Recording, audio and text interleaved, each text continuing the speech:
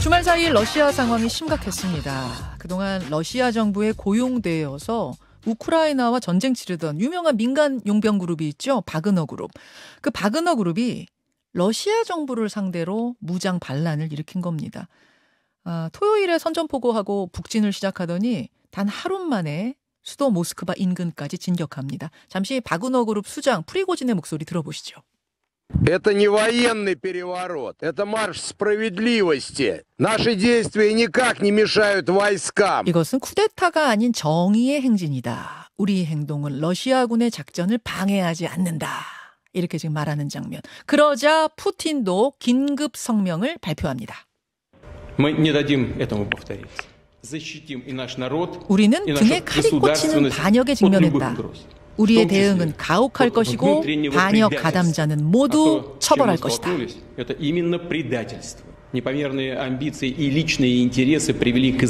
자, 이제 이런 내용들.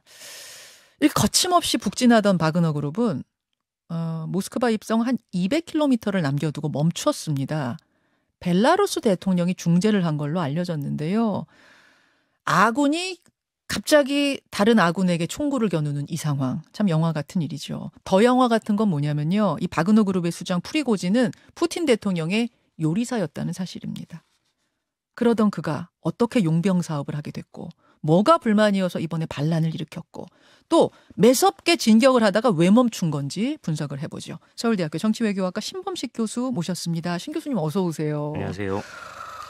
토요일부터 일요일까지 벌어진 일을 좀 파악하려면 우선 바그너 그룹은 어떤 그룹이고 거기에 수장 프리고진은 어떤 사람인지부터 정확히 알아야 될 것 같아요. 바그너 그룹.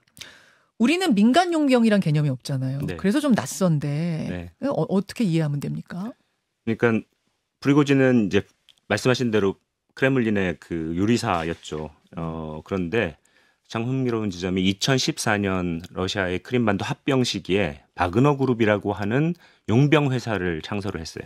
아니 요리사가 크렘린 궁에 요리를 대는 요리사라는 얘기는 이 사람이 그러니까 무슨 외식 사업을 했는데 그렇습니다. 거기에 푸틴이 그 식당에 단골 손님으로 오면서 인연이 돼가지고 납품까지 하게 된 거예요. 크렘린궁에? 크렘린 안에서 그 서비스를 제공했고요. 예. 그리고 사실은 바그너 그룹 회사가 예. 사실 그 케이터링으로도 굉장히 큰 돈을 벌고 있고요. 아, 케이터링이라면 이제 음식 싸가지고 가가지고 차려주는 이외에도. 거? 그리고 이제 이 용병 회사를 2014년에 차려서 예. 사실은 이 무력 서비스, 이제 군대가 제대로 안 갖춰져 있는 국가들이 많습니다. 예.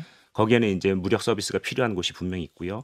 그래서 아프리카 등지 한 30여 개국에 이런 무력 서비스를 제공하면서 또 엄청난 돈을 벌고 있습니다. 그럼 음식 서비스 굉장히 많은 사람이에요. 그러네. 음식 서비스 제공하던 사람이 무력 서비스를 제공하는 것까지 간 거네요. 네, 그리고 뭐 보시면 아시겠지만 이 프리고진의 개인적 특성을 보면 애국심이 굉장히 투철한 사람이고 그 다음에 또 뭐 일을 맡기면 굉장히 열심히 하는 그런 기질들이 보이는데 반면에 이제 굉장히 다혈질이고 충동적인 측면이 있어서 그래요. 잘 되면 사업을 잘한 사람이겠지만 이렇게 조금 황당해 보이는 사건을 일으키기도 합니다. 근데 방금 얘기 나올 때 분명히 이게 군사적인 그 진격이 아니다라는 얘기를 분명히 하거든요.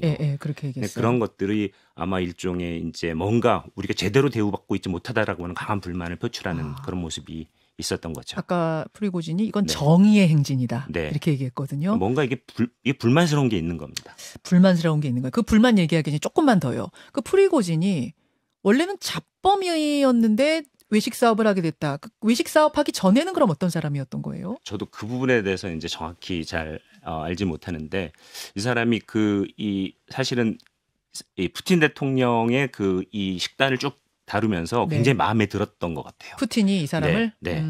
그래서 이제 굉장히 친해지고 그래서 이제 사실은 이게 우스갯소리 같아 보이지만 옛날에 그 왕에게 술과 음식이라고 하는 두 개를 제공하는 이 신하들은 가장 측근이 되거든요. 맞아요. 근데 사실은 푸틴 대통령에 있어서도 이 요리사는 굉장히 친한 측근이 돼 있었던 거죠. 그러니까 최측근. 그냥 단순 요리사가 아니라 믿고 맡기는 최측근까지 가서 용병 사업까지 하게 된 어마어마한 부자. 웬만한 장관들도 푸틴 대통령을 바로 매일 이렇게 면전에서 얘기를 할 수가 없는데 이 사람은 수시로 대통령을 대할 수 있는.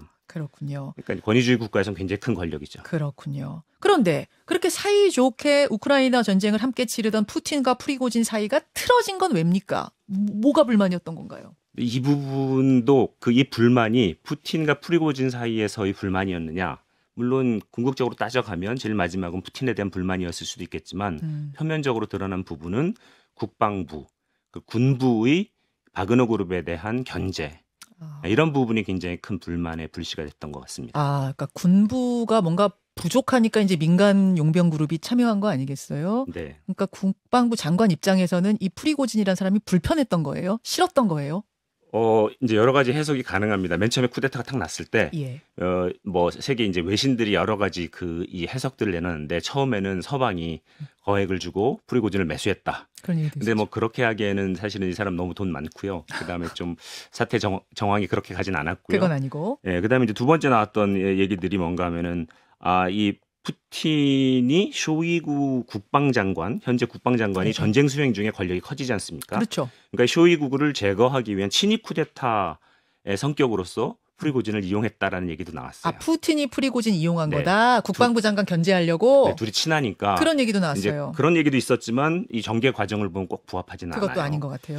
결국은 러시아 군부와 바그너 그룹 간의 어떤 불화와 권력 다툼인데 그 불화와 권력 다툼을 어떻게 이제 시작된 거냐라고 보면은 러시아 군 쇼이구 국방장관, 게라시모프 참모장 이런 사람들이 결국은 이제 군의 강화된 권력을 이제 움직이는 두 축인데 프리고진 입장에서는 자기가 제일 앞에서 전투를 수행하면서 자기 부하들이 죽어나가고 그다음에 이제 사실은 지금 이제 우크라이나 전쟁 과정 중에서 러시아 군이라고 하지만 같은 군 편제 안에는 여러 곳에서 온 부대들이 참여하잖아요. 그렇죠. 근데 제일 전면에서 싸웠던 군대가 바로 이 바그너 그룹과 그다음에 돈바스 지방의 민병대 출신들이 러시아군으로 편입되어진 이 그룹이에요. 제일 위험한 곳에서 네. 최전방에서 싸운 사람들. 최전방에서 뭐 지금 얼마 전에 있었던 바흐무트 네. 7개월간의 그 전투 과정 중에서도 네. 가장 많은 희생. 그러니까 러시아군 전체 희생의 한 75%가 이 두 그룹에서 나와요. 바그너 그룹하고 민간 용병하고. 예. 그러니까 이제 가장 많은 희생을 하고 네. 정말 바닥을 기면서 진짜 그 전쟁의 전면에 싸우고 있는데 제때 무기가 탄환이 공급 안 된다든지 안 그러면은 이 지상전을 수행하기 위해서 포병의 지원이나 공중전의 지원이 필요한데 네. 이것도 제공이 제대로 안 된다든지 그러면서 예상치 못한 많은 희생들을 당했을 때 네.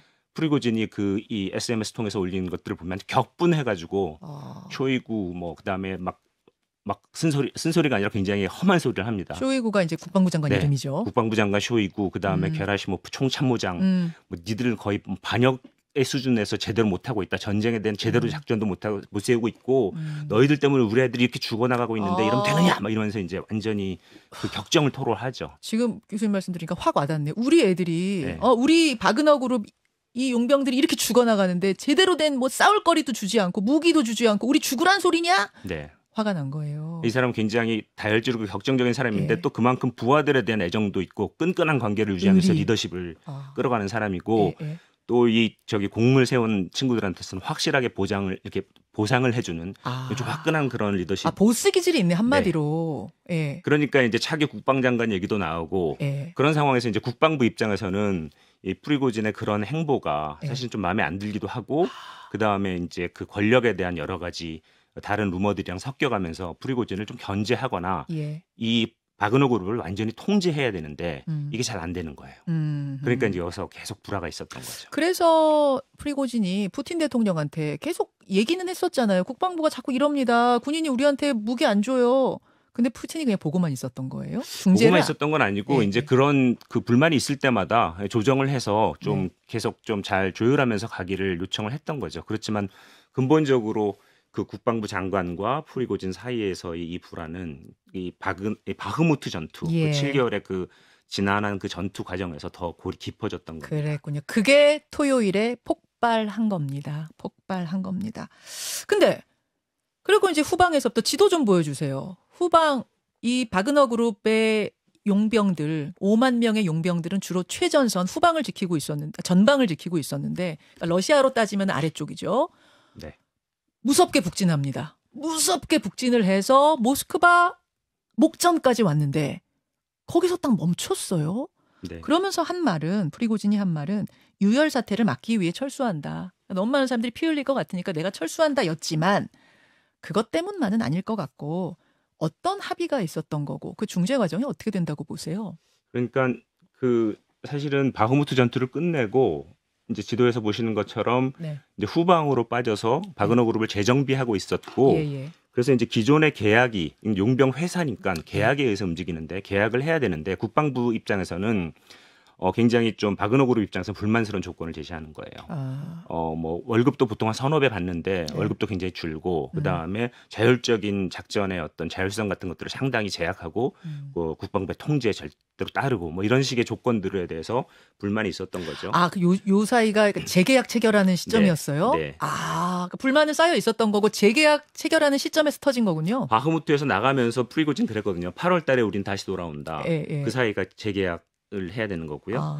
근데 이제 그 사이에 이제 국방부에서 뭔가 압력을 가하는 조치, 그걸 이제 프리고진은 우리 후방 기지에 뭐 국방부에서 미사일을 쐈다 그러는데 그것도 이렇게 좀 영상들을 보면 조금 핑계 같고 애매해요. 뭔가 좀 어쨌든 이제 그런 거에 대해서 이 프리고진이 굉장히 강수로 맞대응을 한 거죠. 근데 이제 로스토프 나돈누라는 곳이 보시면은 바로 우크라이나 전쟁을 수행하는 전진 기지인 거예요. 로스토프주. 네. 로스토프 나돈누, 그러니까 돈강에 위치한 로스토프란 도시인데 네네. 이 도시가 남부 군 사령부가 있는 곳이에요. 네. 여기에 이제 프리고진 그룹들이 그냥 들어갔는데 네. 뭐 전투가 있었다는 보도들이 조금씩 있었지만 전투를 정말 한 확증적인 영상이나 이런 것들이 보이지가 않아요. 그러니까 굉장히 뭐 무혈입성 비슷하게 들어가서 바그너 그룹이 러시아 군인들 진치고 있는 곳을 그냥 무혈 입성한 걸로 지금 보여요. 네, 근데 러시아군 입장에서도 바그너 그룹은 자기 편인데 그런데 굳이 얘네들이랑 싸워야 되나 하는 문제가 있고. 그러니까 이제 남부 사령부에 장악을 하고 들어가서 거기서 국방부 차관이랑 같이 이렇게 길거리에서 면담도 하고 이러면서 막 떠들고 얘기를 막 해요. 막 그 격정 토론도 하고. 그리고 뭐 바그너 그룹 병사들은 이제 그 다니면서 뭐 이렇게 그 전신 맥도날드 그 가게 같은 데 가서 줄 서가지고 커피도 사 먹고 커피 가지고 이렇게 누워서 앉아가지고 우리가 생각하는 막 피 흘리면서 뭐 북진한 건 아니군요. 아니었어요. 게다가 막 시민들이 환호하던데요, 바그너 그룹을. 그런데 바그너 그룹이 바흐무트 전투에서 전공을 세운 걸 알고 그러니까 이제 다시 바그너가 자기 불만을 접고 전장으로 돌아가서 뭐 국가를 위해서 싸우겠다 그러니까 뭐 시민들 입장에서 박수 쳐주는 거죠. 바그너 그룹을 싫어하지 않는군요. 러시아 그렇죠. 시민들. 전혀 그럴 이유가 없는 거군요. 네. 오케이. 자, 이해했어요. 자, 그래서 이제 뭐 무혈로 쑥쑥 하루 만에 모스크바 앞까지 갔는데 그러니까 어떻게 멈췄냐는 거죠. 어떻게 철수했냐는 거죠. 지금 이제 벨라루스의 루카셴코 대통령의 중재가 주요했다는 얘기가 나오는데 저는 이제 여기서 이런 정도의 해석도 한번 우리는 생각해 봐야 된다라는 측면이 있어요. 뭔가 하면 분명히 바그너 그룹은 군부와 갈등이 있었고 이 갈등의 강수로 자기 불만을 표출을 했고 우리가 움직일 수 있다라고 하는 기동력도 보여주면서 갔어요. 근데 갑자기 벨라루스 루카셴코 대통령과의 긴 마라톤 협상을 통해서 이제 우리가 전쟁 중에 분열된 모습을 보여줘서는 안 되겠다. 그리고 같은 편끼리 총질을 해야 되는 유혈 사태를 연출하는 이것은 해서는 안 된다. 뭐 그러면서 우리는 이제 철수하고 그리고 이제 페스코프 크레물린 대변인이 프리고진은 벨라루스 갈 것이다. 그런데 그때 굉장히 좀 주목해야 될 장면 중에 하나가 바그너 그룹이 로스토프에 들어왔다고 했을 때 그 마리우폴 함락 시에 큰 공을 세웠던 체첸 군대가 람잔 카디로프의 지휘하에 이 바그너 그룹에 대항하겠다고 군사적 이동을 시작했어요. 로스토프 나돈누 쪽으로. 네. 그러니까 체첸군은 로스토프 나돈누로 들어오는데 그 직전에 협상에 타결을 내면서 프리고진은 벨라루스로 이동을 하죠. 망명했죠, 지금. 망명이 아니고 망명은 아니에요? 네, 이동입니다.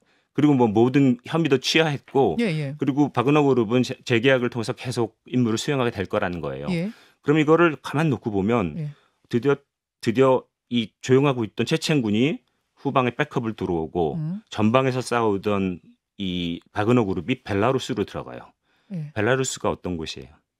키예프에서 지금 로스토프 나돈누에서 모스크바 움직인 정도만 움직이면 벨라루스에서 밑으로 내려가면 거기가 키예프예요. 잠깐만요.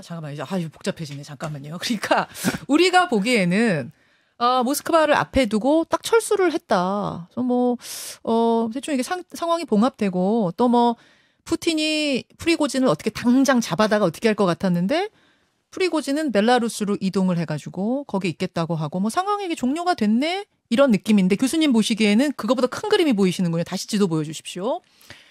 프리고진은 벨라루스 대통령의 중재로 벨라루스로 이동했습니다. 그리고 푸틴은 프리고진 처벌 않겠다고 했습니다. 마음을 접었어요. 처벌 않는데요. 그러고 있는데 저쪽에 체첸군이 지금 이동을 하고 있어요. 러시아를 돕기 위해서. 이동해서 로스토프로 들어왔죠. 로스토프로 들어오고 있어요. 우크라이나 바로 위에 벨라루스에는 지금 바그너 그룹의 수장 프리고진이 들어가 있고. 프리고진 가는 곳에 바그너 그룹이 가고. 바그너 그룹이 이제 프리고진 따라가요? 갈 걸로 봅니다. 갈 걸로 보세요. 네. 그리고 체첸군이 후방을 지금 지원하려고 오고 이 그림을 어떻게 읽으시는 겁니까? 그러니까 아마 그 루카셴코 대통령의 중재를 통해서 최소한 바그너 그룹은 자신들이 원하는 어떤 조건 확보했을 거다. 네, 그런 것들을 얻었을 가능성이 일단 있고요. 재계약 원하는 조건으로 성사시켰을 거고 그런 것들의 조건을 받았을 것 같고요. 그 다음에 이제 푸틴 대통령 입장에서도 그렇지만 군 지도부의 체면을 구기면 안 되잖아요. 네. 이쪽 체면도 살리면서 바그너 그룹에게 퇴로를 주는 방식으로 새로운 임무를 벨라루스에서 하는 걸로 부여했을 가능성이 있는 거죠. 다 풀렸어요. 의문이 다 풀렸어요. 저는 확신은 안 들지만 이런 부분의 해석이 굉장히 저희가 좀 합리적인 의심으로 지켜봐야 될 부분이라고 생각됩니다. 교수님의 물론 해석입니다. 그러니까 신범식 교수판 해석인데 저는 굉장히 그럴듯한 것 같아요. 그러니까 프리고진이 벨라루스로 망명했다 이렇게 보도 나오지만 그건 망명이 아니라 일단 이동으로 봐야 된다. 프리고진이 그리 가면 바그너 그룹도 그쪽으로 따라갈 것 같다. 병력이 이동할 것 같다. 체첸군이 지금 들어오고 있다. 그러면은 이게 러시아가 전력을 더 강화하는 게 될 수 있단 말인가요? 그러니까 지난 6월부터 시작된 우크라이나 대반격이 이제 첫 번째 그 공세를 6월 4일 정도부터 시작을 해서 이제 한 20일 전투를 했는데 사실은 뭐 세계 모든 그 외신들이 우크라이나가 큰 성과를 거두지 못하고 있다라고 얘기를 하고 있잖아요. 한 25% 정도의 전력을 소모한 것 같아요. 우크라이나가. 네. 그럼에도 불구하고 아직 한 75% 전력이 남아 있기 때문에 서너 차례 뭐 커다란 이 반격을 몇 번 할 거예요. 여기서 우크라이나가 성공을 해야 그걸 바탕으로 젤렌스키 대통령도 자기의 지위를 보장받을 수 있고 나아가서는 그 성과를 바탕으로 조금 더 강력하게 러시아를 퇴각시키기 위한 강력한 무기를 요청해서 더 몰고 들어갈 수 있죠. 그렇지만 만약에 이게 안 되면 이제 우크라이나의 공격을 러시아가 잘 막아내면서 좀 더 확실하게 우크라이나를 옥죄할 수 있는 방법이 생긴다면 이제 이 전쟁을 끝내는 길로 갈 수 있는 가능성이 생기는 거죠. 그런 견지에서 봤을 때 이제 푸틴 대통령은 이 바그너 그룹이라고 하는 카드를 벨라루시에 배치함으로써 사실은 군대를 움직이려고 하면은 뭐 의회 승인부터 복잡해요. 그런데 이건 용병 그룹이니까 그냥 계약해서 보내면 돼요. 그러네요. 그렇게 가면 이거는 나토와 폴란드군의 움직임을 견제할 수도 있고 때에 따라서는 키예프로 보여줬던 기동력과 같은 그런 기동력을 가지고 키예프로 들어가서 핵심 시설을 점거하는 작전도 벌일 수 있거든요.